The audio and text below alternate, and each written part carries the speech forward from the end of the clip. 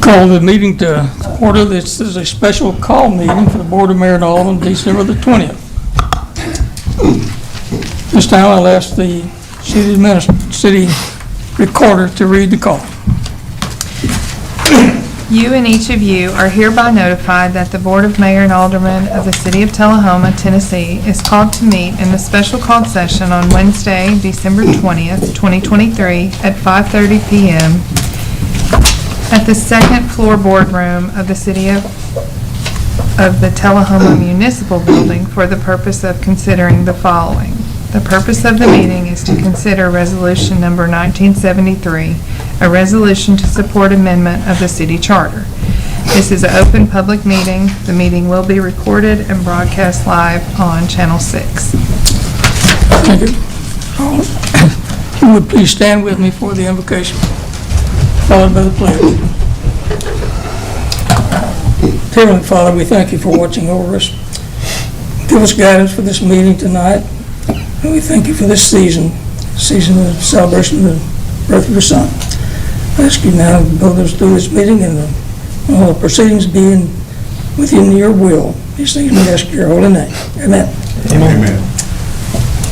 I pledge allegiance to the flag of the United States of America and to the republic for which it stands, one nation, under God, indivisible, with liberty and justice for all.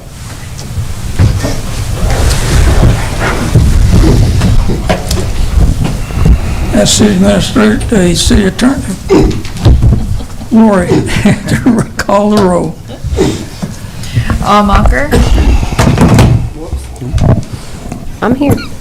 Barry. Here. Glick. Here. Noes. Here. Mann. Here. Mathis. Here. Wilson. Present. 7 present. This time we will have floors open to comments from the citizens. You'll be invited to speak for up to 3 minutes.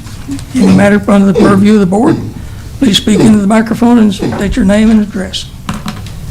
Looks like I'm the only one tonight. Greg Sandlin, 106 Albemarle Drive. Good evening, Mayor and Board. My comments tonight are similar to last Monday night. Moving the August election to November is a bad idea for the following reasons. Would it increase voter turnout? Yes, more citizens vote in November, especially in a presidential election. However, this would also have unfavorable impact on combining controversial national issues with local issues, and this does not serve the citizens of Tullahoma. There is no cost savings in moving the election, as there will still be a state and federal primary in August for State House, State Senate, county offices, U.S. House, U.S. Senate. We need our Board of Mayor and Aldermen to lead by example, to set the annual budget, keep our taxes low, empower our city administrator to manage the city, to ensure safety and well-funded police and fire, roads, public works. We need our city to support parks and recs and run an efficient city administrative government. This is the function of city government. It's not rocket science, and it certainly does not need to be associated with national and divisive partisan candidates and issues. Everyone on this board campaigned as a conservative. I supported every single one of you and brought a lot of friends to support you also, all except Alderman Dunn, Alderman Mann, who was appointed. I had your signs in my yard. I assisted you with strategy, and I've been behind you. So rather than waste your time deliberating on adding months to your terms, how about a special session on ways to cut spending? Lowering our taxes, that's what conservatives do. There are a lot of Tullahomans hurting right now from high inflation rates, high food, fuel, mortgage rates, rent costs. It's tough for a lot of folks in Tullahoma. So I just encourage you to focus your limited time on the needs of the citizens and not on some abstract political strategy designed to garner votes in November.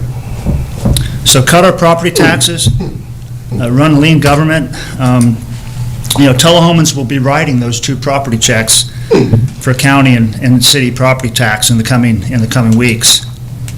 Cutting costs to Tullahomans, that'll be acting like conservatives, and you'll have no problem getting reelected. Lastly, whatever the charter change happens, and I read the article in the paper, I didn't hear, whatever happens, we've got to eliminate that August 2025 city election for judge and 2 school board seats. I didn't see that in this agenda, in the packet. That will make sense, and that will save us some money. So thank you for your attention. Thank you, Mr. Sandlin. Point of order, Mayor. We have a tradition of if you're talked about, that you can respond. And we were all kind of talked about there in a negative light with some insinuations that what we're trying to do here is garner votes for ourselves. So I would like to second to respond. There were no names mentioned, so I didn't know. Well, there was one. Then I hope you will stay.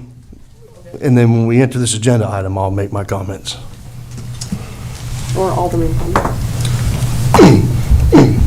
Anyway, at this time, since there were no names called except Mr. Mann, he's the only one that needs to respond. I'll wait. Thank you. Okay. This time, the only thing on the agenda tonight, of course, is our resolution number 1973, resolution to support the amendment of the city charter. And you've heard the call. The only thing I need at this point is a motion.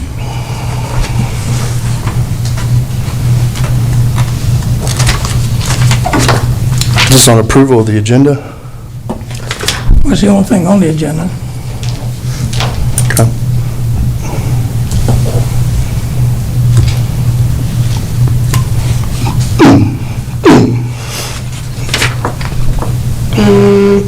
I think we need to back that out. Point of order. This is literally the item.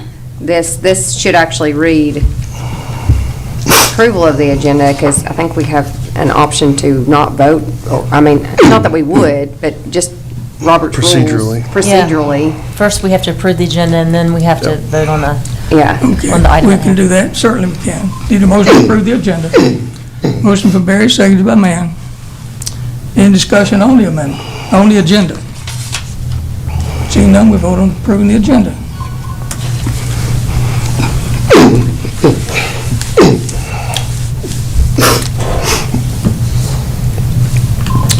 The agenda is approved 7-0, so at this point we have the unfinished business is the resolution number 1973, a resolution to support the amendments to the city charter. Need a motion from Barry, seconded by Mann. Barry, you recognize. This relates to this item and addresses some comments made.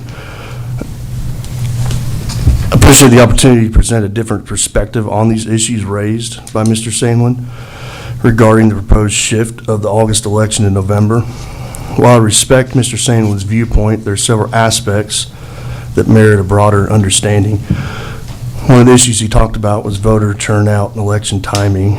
Mr. Sandlin's opposition to moving the election in November cited the mixing of local and national issues. It's a superficial argument that overlooks the core principle of democracy, maximization of citizen participation. By shifting the election to November, we will see a participation increase of over 100%.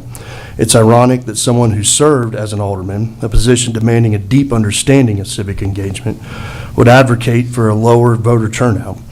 His stance seems less about preserving the integrity of local issues and more about manipulating election dynamics to favor certain outcomes.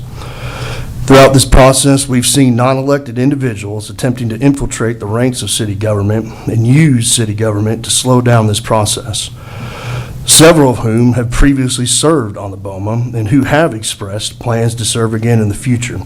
To quote one of these individuals, who I will not name, "The benefit of having the elections in August is that no one is paying attention. Moving them to November changes that." Furthermore, local candidates and civic groups can address this by using heightened political awareness during November elections to amplify their messages. Engaging in the broader political dialogue can highlight local issues within the context of state and national discussions, potentially leading to a more engaged and informed local electorate. During the broader elections, local leaders can precisely frame municipal issues with the larger context, educating voters about how local governance impacts the broader issues that they care about. Increased engagement provides an opportunity to connect local action to state and national policies, making municipal issues relevant to the concerns present in the November elections. There's also a claim that there are no cost savings in moving the election. This is short-sighted, and it ignores the potential for long-term efficiencies and savings. Mr. Sandlin's tenure as an alderman was marked by similar myopic policies that often prioritized immediate appearances over sustainable, fiscally responsible decisions. We need to learn from past mistakes and aim for solutions that offer lasting benefits. While Mr. Sandlin emphasizes the traditional role of the board, it's crucial to question his sudden concern for nonpartisanship. During his time as alderman, there were numerous instances where popular opinion rather than conservative principles swayed decisions. His current stance decrying the so-called abstract political strategy seems disingenuous given his history of capitulating to partisan pressures. The insinuation that we cannot walk and chew gum at the same time is absurd. During his tenure in office, he added to the budget. In the past 6 months, even with the shadow drama that has been around this board, we worked to focus on policies that look to the future. Policies such as the new street cut ordinance sponsored by Alderman Glick will help save hundreds of thousands of dollars over time by holding utility and construction companies accountable for the damage caused to our roads. Early next year, we're going to introduce ordinances and policies that are going to require cost forecasting and maintenance for capital projects and major equipment. This will ensure that our city no longer builds things that we cannot afford and cannot maintain, just kicking that cost down the road. The insinuation that this is a move to garner partisan votes for a partisan agenda is ironic, as Mr. Sandlin, in his capacity as chairman of the Coffee County Republican Party, a partisan office, used his seat and position behind the scenes to manipulate the primary process because he thought one of the candidates wasn't suitable for the job. Mr. Sandlin's call to focus on local economic challenges like inflation and high cost is valid, but it demands an honest examination of its roots. Many of these issues stem from the policies enacted during his tenure and the tenure of boards that came before us, which favored short-term gains and photo opportunities over long-term stability. His proposal to cut taxes is a reductive solution to complex processes that he, in part, helped create. Meanwhile, even with the shadow of drama that this board has had, we've fixed zoning issues created during Mr. Sandlin and others' tenure that impacted the property value and ability of homeowners to maximize their property. While mortgages and inflation are out of our control, this board has helped to increase the inventory of homes, apartments, and townhomes that will decrease those costs long-term, those mortgages and those rates. We can't affect the rates. That's the federal government. We should know that locally. We've worked to help streamline planning and codes, which reduces the red tape needed to increase our inventory. While Mr. Sandlin's remarks might resonate with conservative rhetoric, they fall short of addressing the real issues at hand. It's time we move beyond the narrow, short-sighted policies of the past, policies that Mr. Sandlin himself once championed, and focus on inclusive, forward-thinking solutions that truly benefit Tullahoma and its citizens.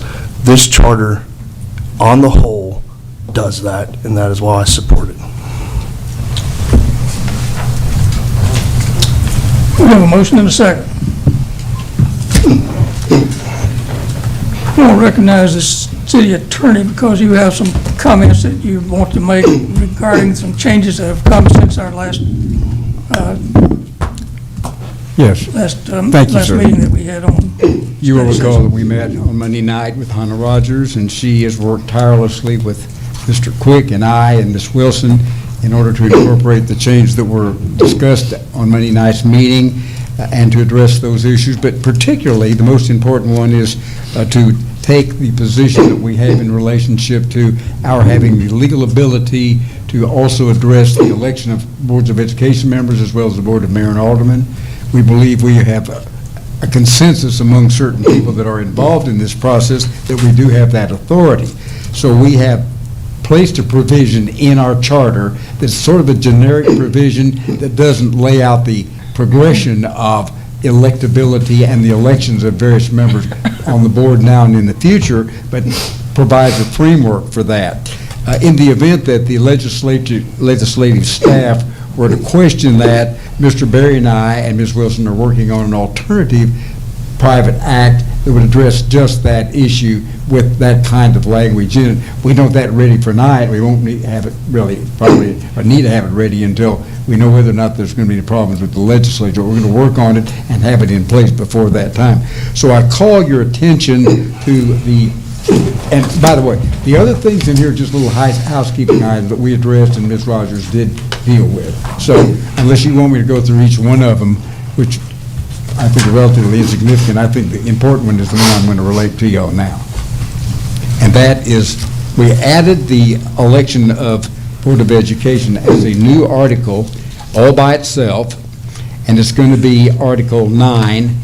It's going to, my page numbers are different from the ones that I was working from, so bear with me while I find that, if you don't mind. 26. It's on page 26? Mr. Berry, okay. And we've reviewed this with Ms. Rogers, and staff has reviewed it, and we think that it's adequate.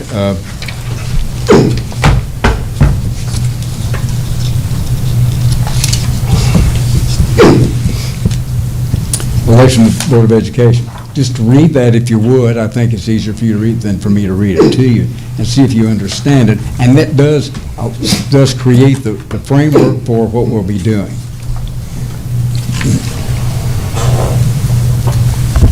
I think while you are reading that, part of what we had worked, and I sent you the draft, it was late, so it's probably what, that does address, it will address moving the elections from 2025 to 2026, so that we get rid of that.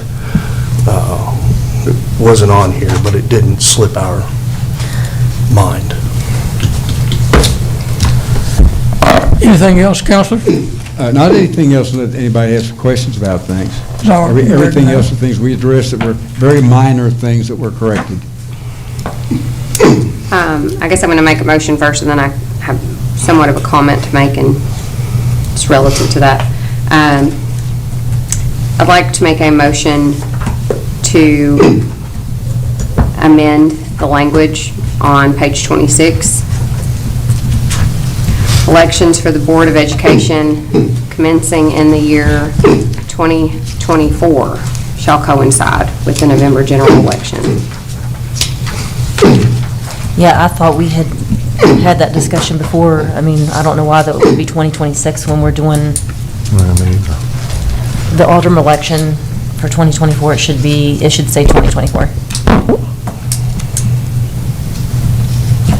All right. Oh, sure, I'm sorry, yeah. I did it. Yeah, we need to get another microphone. In my conversation with Andy, with the Election Commission, he was extremely concerned that we would not be able to meet that deadline as far as it being ratified by the legislature.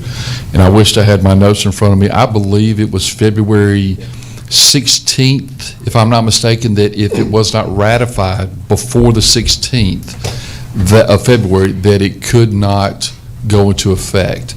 The other, and the concern also. Point of order, 1 second. I already have the answers to those questions. I haven't had a chance to answer that. So, point of order, I've got to get a motion and a second on the floor, then we'll discuss, and then if we don't hit those notes, tag you back in, okay? So, I make a motion.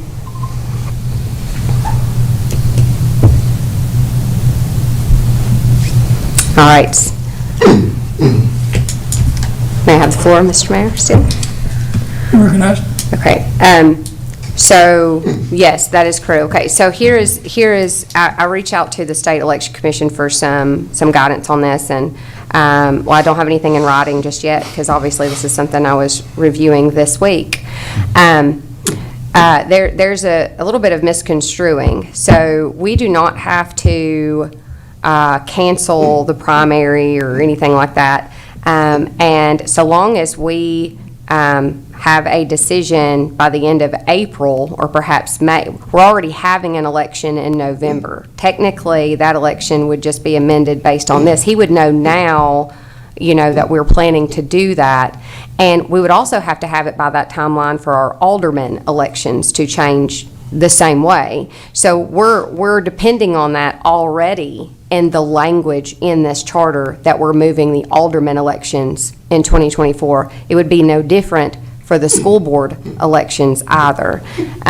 This would not have an effect on anything already happening because what the voters may not understand is the election that is currently happening is not our election. It's not a municipal election. It's not a general election. It is but a party primary for that party to endorse candidates on the ballot to send to the general election. It will be up to the party what they want to do with that. This would just simply be moving the election the same way that we are trying to move the aldermanic election.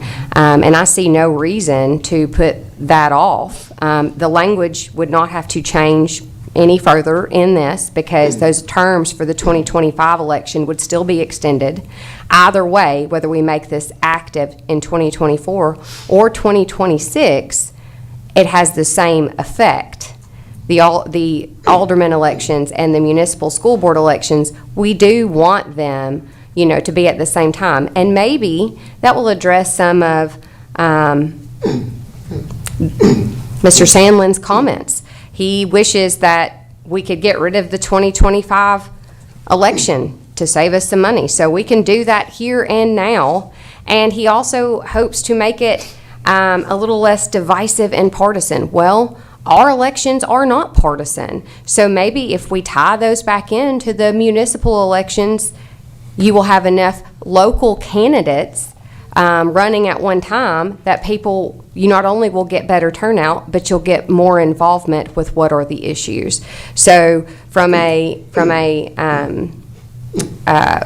perspective of what it could serve to do, also just a perspective of we have to have this done anyways and back at the same time, so it wouldn't change anything, so that we can get our own elections done.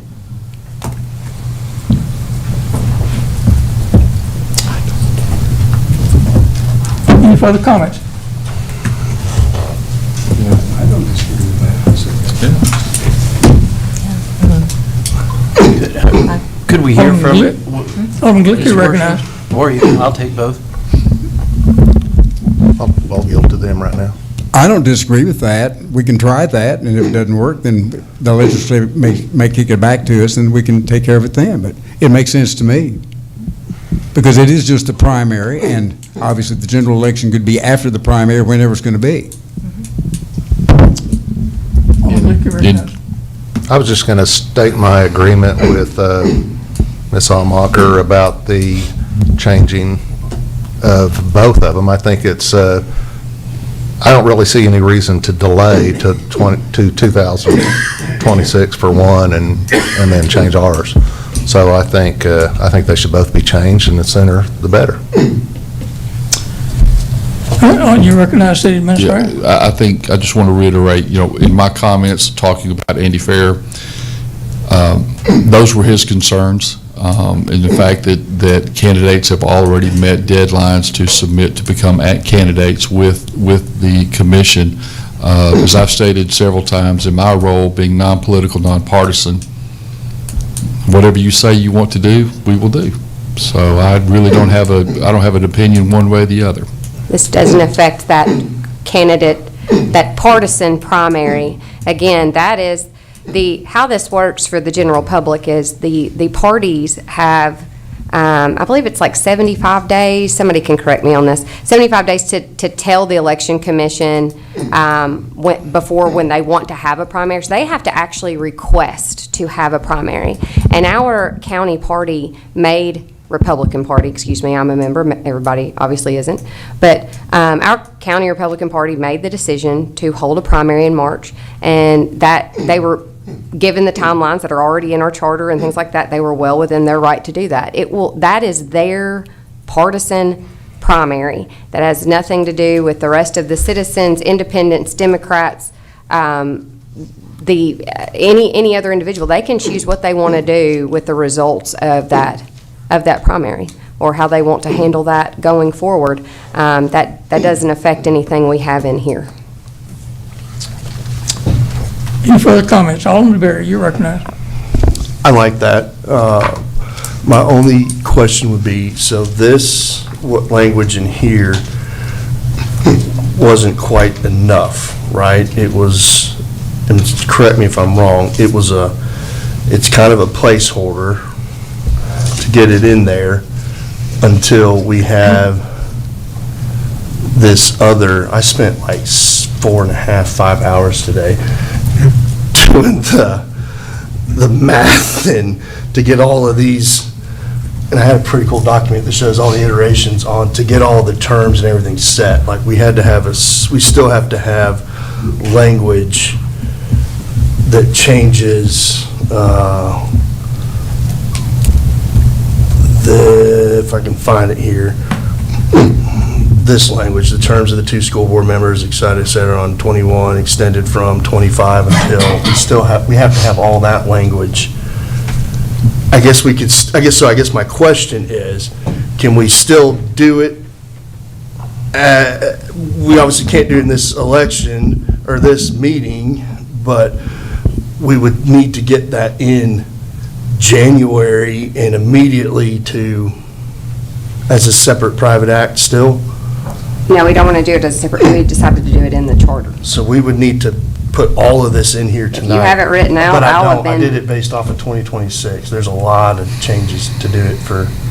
It would essentially be, I think what would make it easier is the terms are extended the exact same way. So I think you could just copy over the language. The terms of the individuals essentially are extended the same way they were when we extended our terms the first time. Makes sense when we went.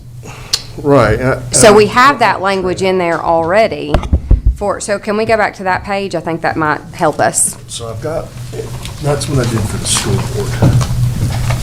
So I did all the tables and the charts and the graph to do the whole timeline. It took a while. I mean, if we would need to, I think, that language would need to be in here now if we want to do the, Well, we need to add it or in no. now. Microphone. We need to get them 2 microphones. Well, no, can y'all hear me? I think, I don't need it. I think it would be helpful in the nature of enabling us to be able to do mechanically what we need to be done. So I think that if this enables us to do it, we can do the details ourselves. It wouldn't hurt to put that language in there. I was under the inspiration that Joe wanted to have something finished tonight, and we didn't have time, Mr. Berry, although you worked really hard all day and helped me with this to try to work out the mechanics of it. But Stephanie, with them, tasked the attorney with them, has approved the language. In fact, she altered a little bit from what I suggested. And I think that this will do it. But in case it presents a problem, that's why we're going to do the backup private act just to address this one issue. So if you want to. So we can do 2 at the same time? Yeah, just in case something. Well, we don't have that one ready to go to do it tonight, but we could always submit it as an alternative, in January if we wanted to do that. after we got the Separate language change. The city administrator has input. Yes, I went back, as y'all were speaking, looked back at my email, and I have those comments that I was giving to you from Andy, and I have forwarded that email to you now. I don't know if you'll be able to access it, but it does give specific information on what we could, can't do, and it does talk about why he recommended the 2026. So I don't know if y'all want to take a second to look at that before we do anything, but he does say that it does need to be in the charter. Yeah. Of course, according to what I read.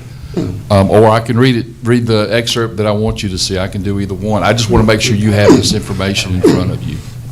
So this would address moving it to November, but it doesn't address the 2025, but we could do that separately next year. Or in addition, I'm okay with that, I think. This moves what's currently happening and future, all of them to November. I mean, yeah, because if you're, It's a two-headed dragon, right? we're not getting rid of any elections this year, in other words. It's still the same people, but I think we do have to put language in here because it does technically extend their terms. It would extend their current terms from August to November, which is a very simple, I think, addition here. So, Well, it says that, though. yeah, so the term shall be extended from August until the member's successor is elected and qualified at the next, I would take out well, I mean, next is fine, November general election following the expiration of his or her term. I think this actually just makes it more succinct. I think it still hits everything because it says, I mean, you could apply that to whatever member. Because it says at the next November general election following the expiration of his or her term. Right, so it hits the November. So there's two pieces. Right, One is extending to November. This, I think, covers that. yes. We'll still need to separately address moving the 2025, extending theirs to 2026. Six. And I think we can do that in a separate act Yeah. because this one accomplishes this year's. I'm good with that. That's my, Worst case scenario, do you think that they wouldn't kick the whole thing back, right? Maybe they just they might just say. have a comment about it, is what I would think, rather than kick it all back. But if we have a separate private act coming and in conjunction with that, you say, oh, yes, we had addressed that specific election year. This is just addressing this election I year meant the and going 2024, forward. It's just- only simply, we're just moving the school board elections. We're not getting rid of the 2025 necessarily in this, but we are moving the school board elections in line, like we said we wanted to, from August to November So we in can still this. proceed as you had said. Yeah, Run with this and then run with that second one, but change, that's a lot. and that, Yeah. and that just affects 2025. Yes. We can do that, yes. So instead of 2026, it would say 2024. Yeah, so my amendment is changing one word in this. 2026? Or one number, yes, to 2024. Ready to vote? Voting on the amendment, changing 26 to 24.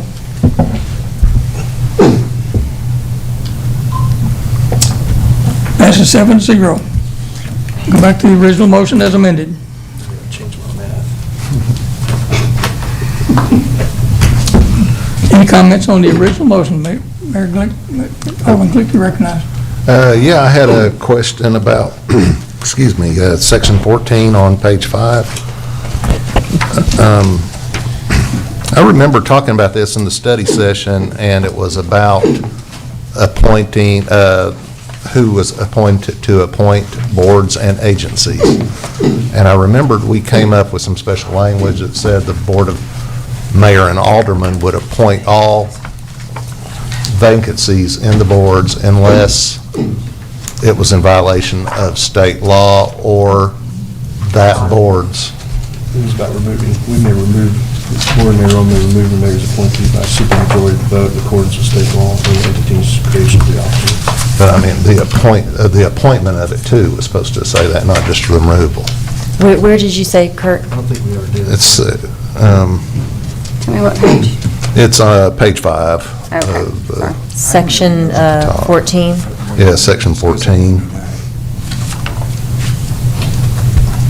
Yeah, it says No, it and says or. It should say, The board, says that the Board of Mayor and Alderman as the appointing authorities of, and then list all of those. Well, we already appointed all those. it should say, yeah, no, but it should say the We don't. the mayor we don't appoint all and of board, them. not and or, but the mayor, board, or alderman. Well, we can't. So like the Municipal Regional Planning Commission, we're not allowed. Some of them, Right, that's by Well, state law. that's the state now. one. Yeah. And that's why I said that, that's why I thought we came up with that special language, unless precluded by state law or these other agencies' founding documents. I think we did, I don't remember having that conversation, and I think we briefly talked about it, but it was determined that we already do. So we already appoint TUA, we already appoint. We don't appoint all the seats on the TUA, right? All but the mayor gets one, and there's nothing, that's, No, that's just We by, do We appoint do all the appoint seats. appoint all, seats. you appoint Yeah. everyone on TUA. We appoint all the seats. not the Board of Mayor and so Alderman. but that's not our, Who's, Oh, I see. That's the mayor's appointment. by set up in this charter, that's what I'm saying. No, I that, think that's an ordinance. Anything we change in the charter, we would just have to change as an ordinance It as well. changes in So the the question ordinances. is, do we agree with wanting to do that? I And would say just leave it in the ordinance because it's easier to change. as long as we have the ability to change the ordinance by the charter, I'm okay with, Outside of that, we appoint all the seats for TUA. We appoint all the IDB, except for there's always a mayor's. Yeah, but the appointment. way that this is phrased says the mayor could do it all himself. No, No. no, It says and/or. no. and/or means we could, it depends on how we set it up in our ordinance on whether or not we have the authority. In the ordinance, there's a chart, I've seen it, it's the chart, and it specifically lays out which boards, or which board seats we appoint as a, collectively as a group, and which he has the authority. Now, we can change that ordinance without changing this charter, and the way this reads, it's not saying that he has the end-all, be-all authority. It's just, we need to defer back to our ordinance. So I'm okay with the language, but I do think, I also agree, Let's look at the ordinance. let's look at the ordinance. That's something we may want to change. We have, this doesn't preclude us from changing that to the board appoints all members of all boards. Well, and, Well, it depends on how strongly you feel about it, I well, we suppose, always yeah. we always have the option to remove who we don't like. And now we did add that in here, and so they can't take that out of the ordinance. So, I mean, I'm okay with this for now, but I would like to revisit the ordinance. And that's no knock on our current mayor or any one person. It's just I feel that these boards are better seated by a body of people, the Board of Mayor and Aldermen, all selecting these people. And it's no knock on any one individual, and I hope you don't take it that way. Oh, I agree with that It- too. Virtually every board, the majority of the members on that boards are appointed by the Board of Mayor and all, by the group collective. But there's usually, There's several of them that have a mayor's appointment. well, No, but it's no. the mayor's seat on that board. And the mayor is, there's a difference. in There's only one. That's It's the planning mayor's commission. seat on the planning commission That's only, yeah. But we can't change that, it's state law Yeah. But TUA then. ordinance. Well, I know, but if you feel strongly about it, that it's the right thing to do, I think it should be mentioned in the charter. If we don't, and, maybe we all don't feel that way, then you could do it by the ordinance, and like you said, it's easier to change. But if you feel strongly about something, you want it in the charter, so it's not so easy to change. Right. I think the charter as it's written right now is very encompassing, and there's no reason to change it. It ain't broke, in other words. I did, not to change the subject on you, but something else that the mayor, we did change the language in here. I haven't looked at it today about special called meetings and the alderman having the ability, that's changed, correct? 4 members. Yes. We changed it It's to in 4 there. members. And then one other question. I don't know if this is in a charter and ordinance, but do you remember where it said the study sessions always had to follow? There was something that said study sessions. Did we take that I out, don't or? think they've changed that. That's an ordinance. Yeah, that was. Okay, not in- good, okay. I think that's in our rules of order rather than the charter. All right. Okay, ready to vote on it? Ready to vote on Resolution 1973, Well, I want to, with as amended.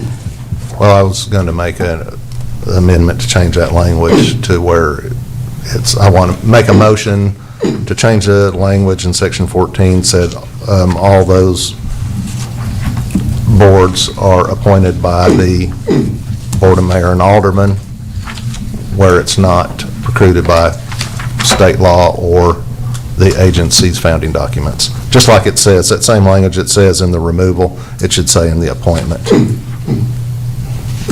And I make a motion for that. I'll second. One man is seconded. Ready? Barry, you recognize. Never mind.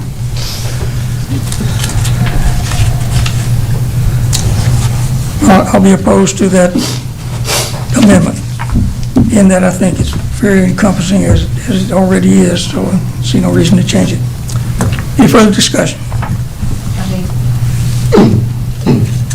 She needs clarification on the I amendment. think you just take out mayor and/or, and just put the Board of Mayor and Aldermen. Yeah. Take out and/or and replace with the.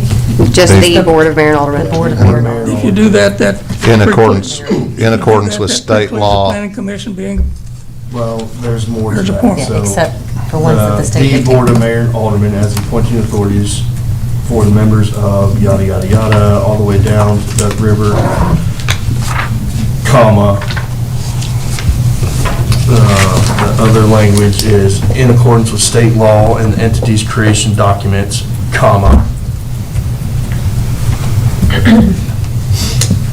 Which, to me, it ends up reading the exact same thing, right?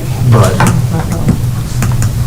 Yeah, that's why I'm okay with it, because it's still the exact same thing. it's the exact same thing, except you take out the mayor, and then it doesn't force, you're saying it would be the same thing because we could remove them, but then that forces us have to go through the removal process. I have some, I'm okay with this change, and here's why. Because it says the Board of Mayor and Aldermen, so if the Board of Mayor and Aldermen choose to delegate that to the mayor in our ordinance, do you see what I'm saying? Then it's really the same thing. We still get to decide by ordinance who has what appointment power. Except for the planning I commission. mean, if we make this change and say it passed tomorrow, nothing how we operate changes. No. This statement doesn't change anything because all these boards are already how they are. So do you have that language?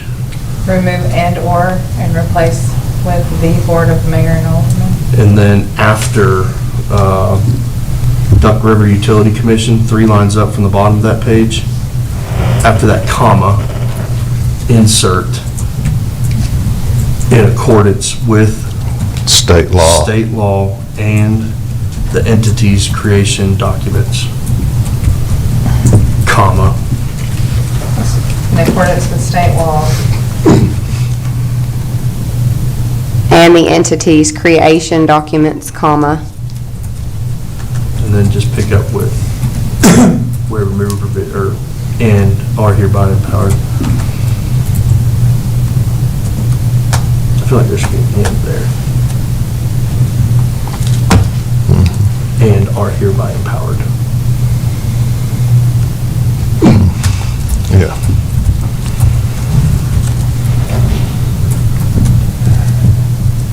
Okay, here, motion. I thought Derek already did. I didn't, Jimmy did.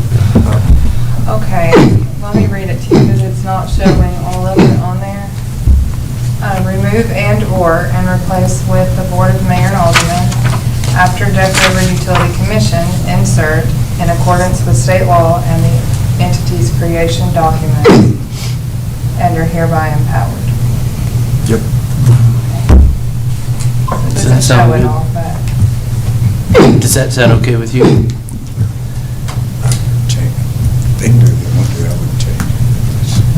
It's not a legal opinion, it's just. Yep. It's fine.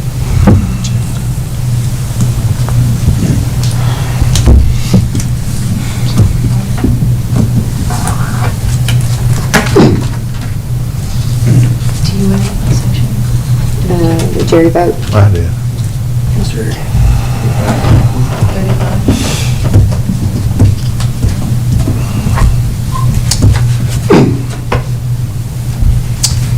passes 5-2.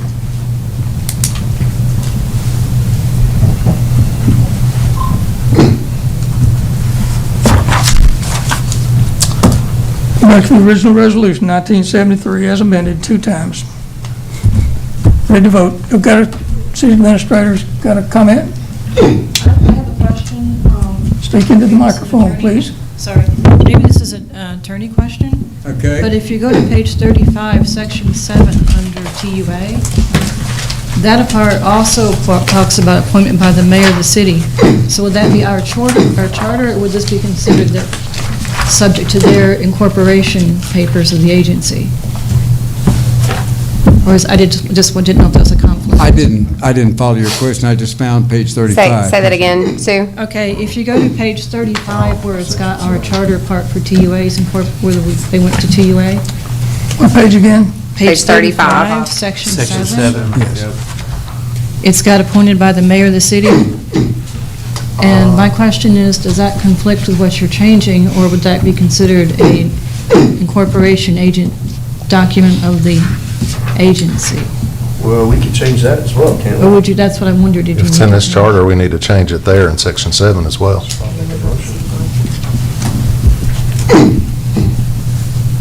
Mayor, Well, I think to answer your question, I think the other provision would not conflict with this, because it says if the agency, there's language that said if the language relative to that agency provided otherwise, we can do it, but if they want to change this, they're going to have to change section 7, if they want to do that. We've been through these things a lot of times. I wonder, maybe at this last minute, if we should be a little bit more cautious about changing anything else right now.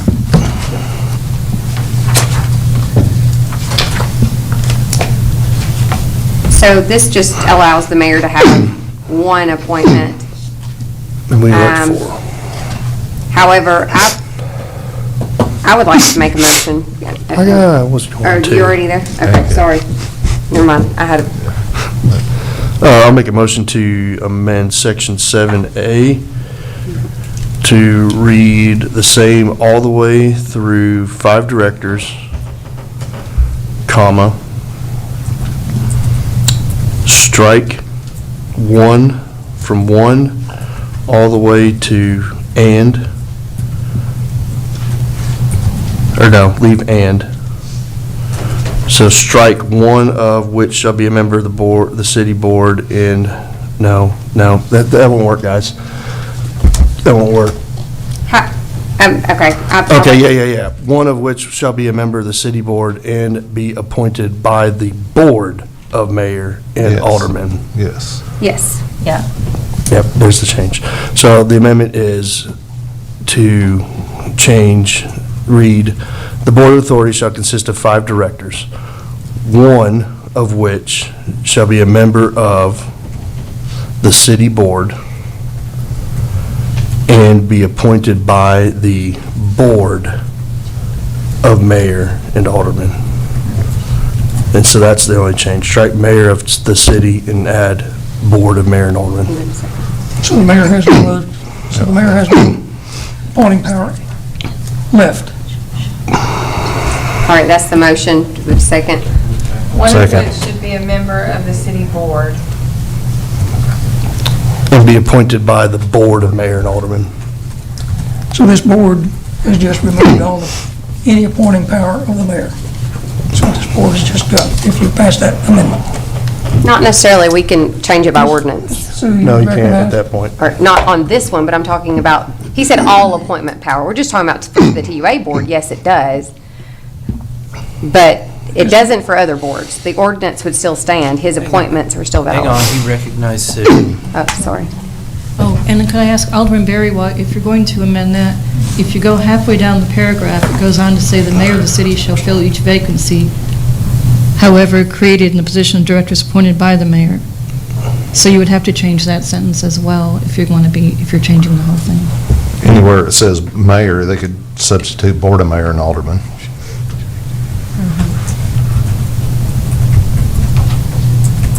Yeah, I think that works.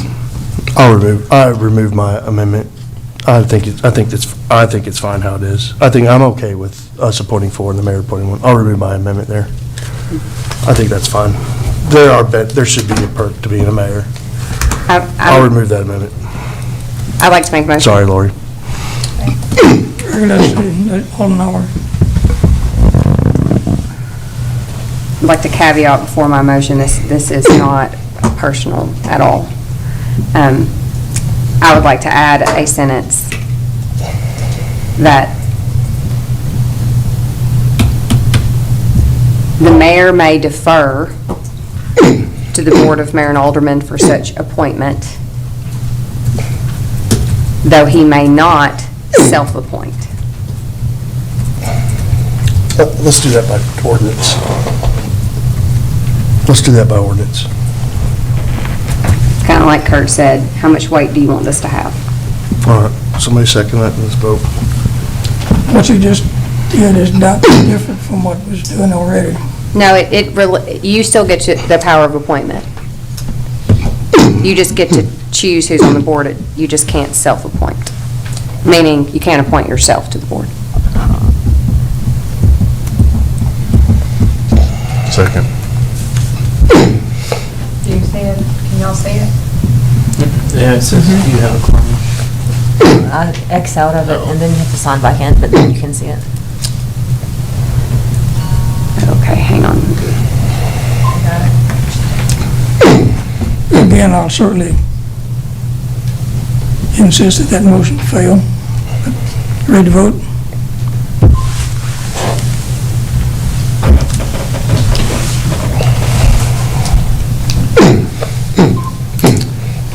That motion does fail with 4-3. Go back to the original motion as amended twice.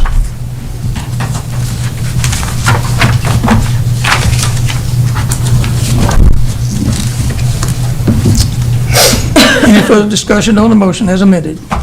Ready to vote? I know that one's not ready. Not ready? I don't know that I'm ready just yet. I'd like to just review one more. Just give me just a minute.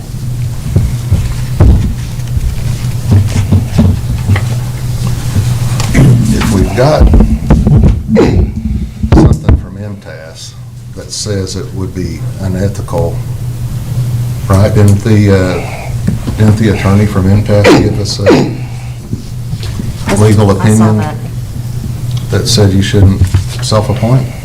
I think, Well, we could put that on anything. thought We could put it that's as what- just a caveat, not in that section, but somewhere else. Well, I was just wondering why we wouldn't want to have that in there if we had that legal opinion from, because it's already state law, and if it's violated, then there's already a process to handle that. So if we as a board feel that that has been violated, even without any charter changes, then there is a process for us to handle that. Actually, I've checked into the process, and Right. the law is somewhat ambiguous, and, absent, which those, by the way, have already been done, a complaint being made to the comptroller that self-appointments are in fact illegal and unethical. We have no teeth in our own. But if it doesn't violate state law, then I'm. But it does violate state law. It's just sometimes it's not, we want to have the authority here to enforce what we intend to enforce. That local control is that last, you can't depend on the state to come in and save you. The local control is where we have to manage our own affairs.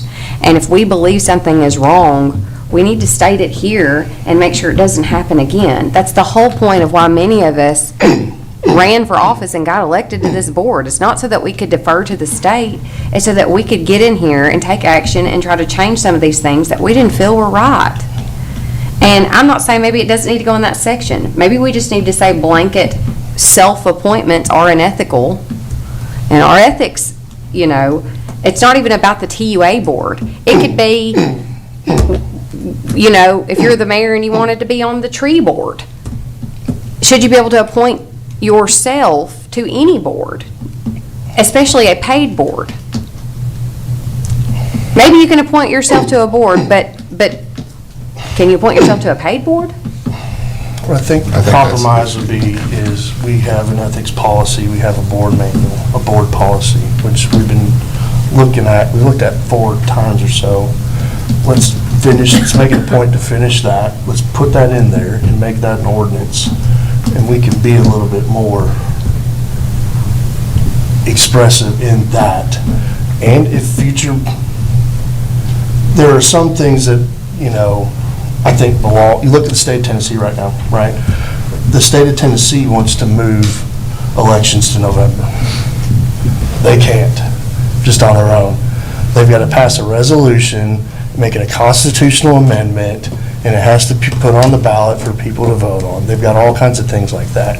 And it's not that you want to make it super easy to change things, but there's things that belong in an ordinance for a reason, so that we can shift as time kind of changes and adjust. Maybe we add new powers or we add more authorities. So what I would suggest as a compromise is, I'm with you, I 100% agree. And I'd love to sit down and have that conversation, and I will support that ordinance. And that, if we want to put that in there, and I think that we can get that on an agenda soon in January. And I'll 100% support that, but All right, humor me, Mr. Mayor. I want everybody to take 5 minutes, think about if there's anything else, and comb through this. And while everybody's coming through, making sure, I have gifts. May I pass them out? Absolutely. The meeting is adjourned for recess.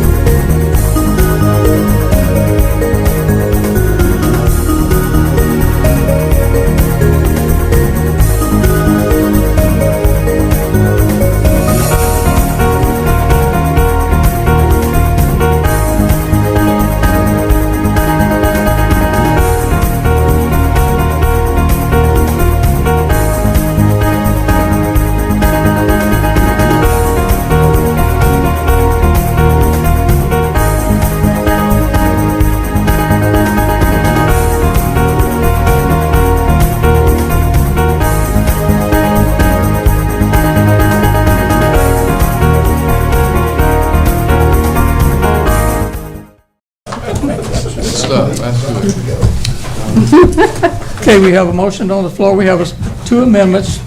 We're voting on the motion as amended. You ready to vote?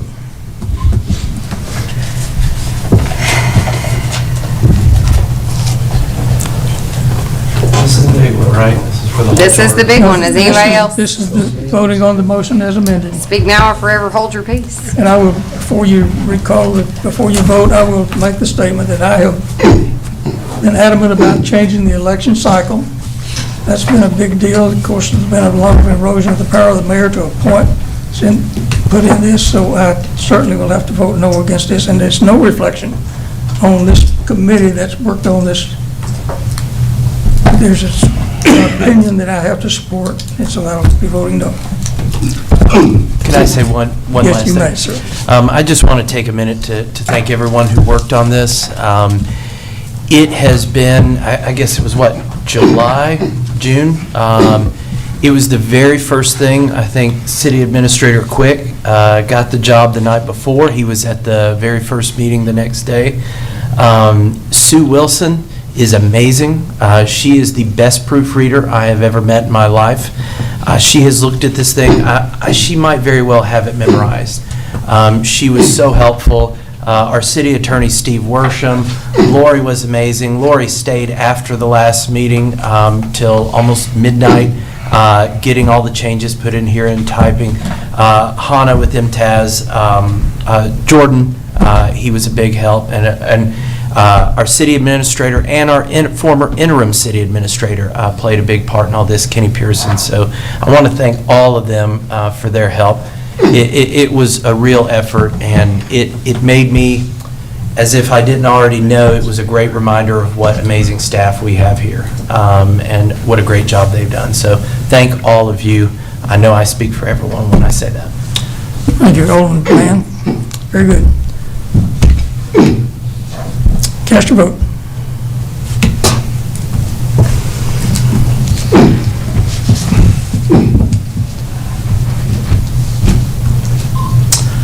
Passes 6-1. That certainly exceeds the two-thirds majority required. Meeting is adjourned.